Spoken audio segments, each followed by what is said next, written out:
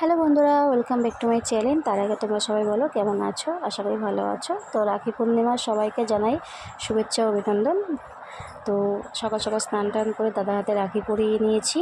আর দেখো, এই রাখিটা নিয়েছি, দাদার রাখি পরানো কমপ্লিট হয়ে গেছে। তো এখন যাব গোপু সোনাকে রাখি পরাতে, মানে আমাদের গোপু ভাইকে। তো এখানে বৌদি পুজো দিচ্ছিল, তো পুজো দেওয়া হয়ে গিয়েছে। তো তার জন্য আমি বললাম একটু সরে যাও, আমি গোপু ভাইকে রাখি পরাবো। তো দেখো, এই রাখিগুলো কিনেছি আমি গোপু ভাইয়ের জন্য, আর রাখিগুলো পরিয়েও দিয়েছি। দেখো কত সুন্দর লাগছে। আর পুরো ঠাকুরঘরটা তোমাদের সঙ্গে শেয়ার করলাম।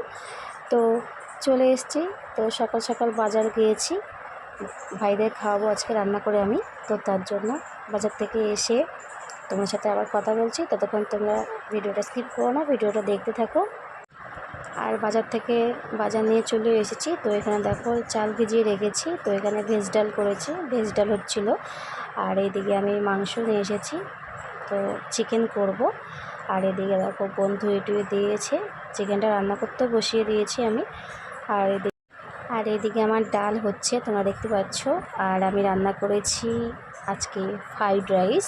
তো এই দেখো ফ্রাইড রাইস দেখাচ্ছি তোমাদের। আর এটা হচ্ছে আমের চাটনি, যদিও পারি না চাটনি করতে, তাও করেছি। আর এটা হচ্ছে চিকেন কষা। আর দেখো অবশেষে আমরা খেতে বসে পড়েছি ভাইদের সাথে। ভালো লাগলে লাইক কমেন্ট শেয়ার করে দিও। আজকের মতো এইটুকুই, বাই।